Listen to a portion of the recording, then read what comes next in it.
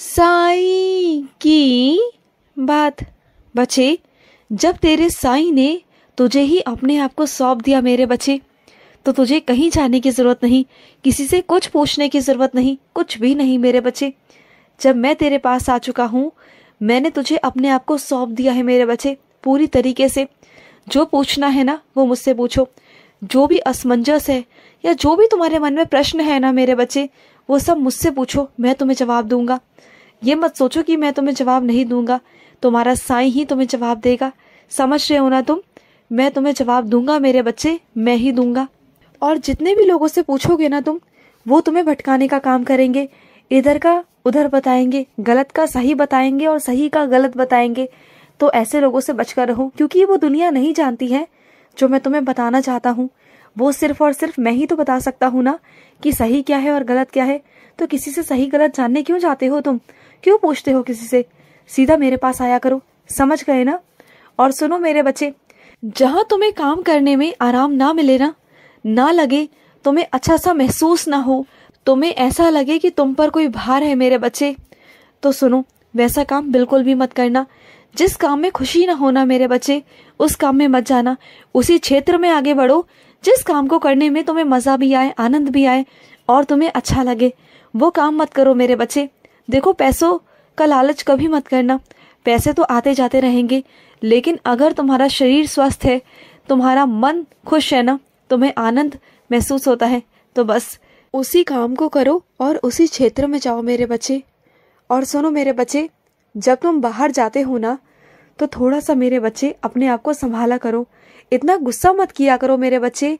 हर एक चीज तुम्हारे हिसाब से नहीं होती, क्योंकि जब हम बाहर जाते हैं ना मेरे बच्चे, तो बाहर जाकर मेरे बच्चे हर एक चीज को देखना पड़ता है, समझना पड़ता है, कुछ चीजों के हिसाब से, कुछ समय के हिसाब से।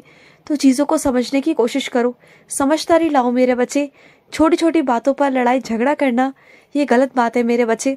तुम जिस आनंद के लिए, जिस खुशी के लिए बाहर जाते हो ना, वही तुम्हारा खराब हो जाता है, फिर क्या करोगे?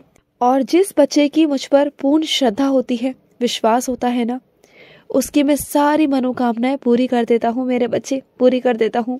और सुनो, आज से 9 दिनों के अंदर अंदर मेरे बच्चे, तुम्हारे घर पर मैं आऊंगा माँ भगवती के रूप में। लेकिन तुम मुझे पहचान पाओ ना पहचान पाओ, ये तुम पर है मेरे बच्चे। लेकिन मैं तुमसे कहता हूँ कि मैं इन 9 दिनों के अंदर अंदर तुम्हारे द्वार पर आऊंगा।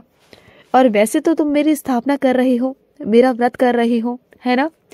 लेकिन व्रत भी ऐसे मत करना, जो तुम्हारे शरीर ना हो तो मत रखना व्रत।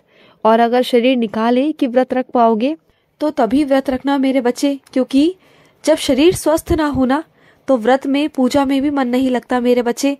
अगर व्रत नहीं रख पाओगे, अगर तुम्हारा शरीर ठीक नहीं है, तो बिल्कुल चिंता मत करना, मैं तुम्हें तब भी आशीर्वाद दूंगा माँ भगवती के रूप में। मैं जानता हूँ मेरे बच्चे, तुम्हारी मजबूरी को समझता हूँ। और जो मेरे बच्चे व्रत रखना चाहते हैं, जो स्वस्थ है, वो रख सकते हैं। लेकिन व्रत भी ऐसा नहीं होना चाहिए कि बिल्कुल निर्जला हो या भूखे पेट हो मेरे बच्चे। माँ भगवती बहुत गुस्सा करती है। बस खाया पिया करो, फलहार खाओ, फल खाओ, जूस पियो, लेकिन पीते रहो मेरे बच्चे। इस तरह नहीं कि भूखे पेट रहो। तुम्हें क्या लगता है कि तुम्हारे भूखे पेट रहने से भगवान प्रसन्न होंगे, माँ भगवती प्रसन्न होगी? नहीं मेरे बच्चे। जब तुम भूखे होते हो ना, तो हमें भी अच्छा नहीं लगता मेरे बच्चे, ना मुझे और ना भगवती माता को। और ना ही तुम्हारा आत्मा जो है ना, वो तड़पती रहेगी, और ना मेरा पूजा में ध्यान लगा पाएगी और ना माँ भगवती के। तो इसलिए कहता हूँ कि आराम से अपनी आत्मा को तृप्त करना, और उसके बाद मेरे बच्चे मेरी आराधना करना, माँ भगवती की आराधना करना। जो तुम्हारी इच्छा होगी ना, वो पूर्ण हो जाएगी। और एक बात और गहराई की समझो मेरे बच्चे, जो व्रत होता है ना, वो भगवान को खुश करने के लिए होता है, ईश्वर को प्रसन्न करने के लिए होता है। लेकिन आत्मा को दुख पहुंचाकर, जो तुम्हारे अंदर आत्मा है ना, वो आत्मा मेरी दी गई है, परमात्मा की दी गई है मेरे बच्चे। जब उस आत्मा को ही तुम तृप्त नहीं रखोगे, खुश नहीं रखोगे, तो कैसे चलेगा? उस आत्मा को तृप्त रखने की और खुश रखने की जिम्मेदारी तुम्हारे पर है मेरे बच्चे। और सुनो, जब भी तुम अगरबत्ती या धूपबत्ती लाते हो ना मेरे बच्चे मेरे लिए, तो सुनो, सुगंधित लाया करो। मुझे सुगंध वाली धूपबत्ती, अगरबत्ती मुझे बहुत पसंद है। जिसमें सुगंध आती है, मुझे बहुत पसंद आती है मेरे बच्चे, बहुत पसंद आती है। और सुनो, मेरे आगे झोली फैलाना, तुम्हें मैं चमत्कार दिखाऊंगा। बस कह दिया है तुम्हें, जब मेरे आगे पूजा करने बैठोगे ना तो बस आराम से बैठ जाना और अपनी झोली फैला देना। उसके बाद मेरा चमत्कार देखना तुम, ठीक है मेरे बच्चे? देखो कोई चमत्कार होगा तुम्हारे साथ और बहुत अलग और बहुत अनोखा होगा। तुम देखना, तुम बहुत बहुत खुश हो जाओगे, ठीक है मेरे बच्चे? और सुनो, और अपने कुछ बच्चों से कहना चाहता हूँ, जो ये रिश्ते हैं ना मेरे बच्चे, इसमें इज्जत और मान सम्मान देना बहुत जरूरी है। चाहे वो तुमसे बड़ा रिश्ता हो या छोटा रिश्ता हो मेरे बच्चे, हर रिश्ते में प्यार मान सम्मान देना जरूरी है मेरे बच्चे, बहुत जरूरी है। अगर तुम खरवा खरवा बोलोगे, उल्टा सीधा बोलोगे, अपशब्द कहोगे ना, तो कोई तुम्हारे इर्द गिर्द नहीं आएगा, कोई नहीं आएगा, कोई तुमसे बात करना पसंद नहीं करेगा। तुम चिड़चिड़े हो गए हो मेरे बच्चे, हर किसी को डांटने फटकारने लगते हो, अजीब सा तुम्हारा व्यवहार हो गया है मेरे बच्चे। उसके लिए मेरे बच्चे मेरा ध्यान लगाना शुरू करो। तुम जितना मेरा ध्यान लगाओगे ना, उतना तुम निखर कर आगे आओगे, उतना तुम्हारा मन शांत होगा, तुम्हें सुकून मिलेगा मेरे बच्चे। इस बात को समझो, नहीं तो तुम इस हद तक चिड़चिड़े हो जाओगे, इतना गुस्सा भर जाएगा तुम्हारे अंदर कि आने वाले वक्त में ना कोई भी तुमसे बात नहीं करेगा और तुम बिल्कुल अकेले रह जाओगे, बिल्कुल मेरे बच्चे। तो इस चीज को समझने की कोशिश करो। और सुनो, तुम जिस माँ के मंदिर में जाओगे ना, उस माँ के मंदिर में तुम्हें चूड़ियां पहनाई जाएंगी मेरे बच्चे।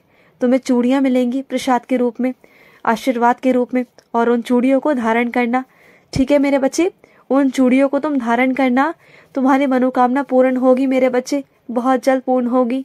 और सुनो मेरे बच्चे, अपनी जिम्मेदारियां तो हर कोई उठाने को तैयार होता है मेरे बच्चे। बात तो तब आए जब कोई किसी और की जिम्मेदारी उठाए, और तुमने वो कर दिखाया मेरे बच्चे, वो कर दिखाया।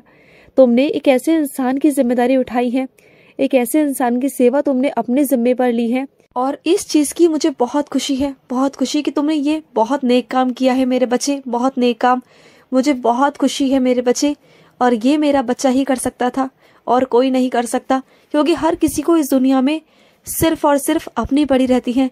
लेकिन तुम हो मेरे बच्चे, सिर्फ तुम, जिसने ये काम किया, ये काम करके दिखाया।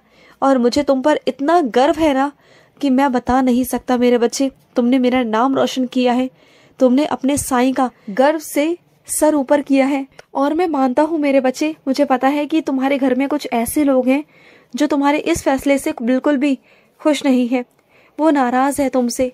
लेकिन चिंता मत करो, वो तुम्हारे घर वाले हैं, आज नहीं तो कल वो मान जाएंगे, उन्हें मना लोगे तुम। मुझे इतना पता है तुम्हारा कि तुम उन्हें आज नहीं तो कल मना ही लोगे, क्योंकि वैसे भी तुमसे वो इतना प्यार करते हैं ना कि वो तुम्हारी बात को टाल नहीं पाएंगे। हाँ, अभी नाराज है क्योंकि अभी हाल ही की बात है ना, सिर्फ इसलिए। कुछ वक्त रुक जाओ, सब ठीक हो जाएगा, वो मान भी जाएंगे और तुम्हें आशीर्वाद भी देंगे, ठीक है ना मेरे बच्चे? और सुनो, कुछ लोग ऐसे हैं जो तुमसे कहते हैं और औरों के जरिए भी कहलवाते हैं कि वो तुमसे मतलब नहीं रखते, लेकिन तुम उनके दिल में और दिमाग में इस कदर उतर चुके हो ना कि कहीं भी कोई बात हो ना, वो तुम्हारा जिक्र जरूर करते हैं, चाहे वो ईर्ष्या के रूप में ही क्यों ना हो, लेकिन वो करते जरूर है मेरे बच्चे। तुम नफरतों में झलकते बहुत हो उनकी, बहुत।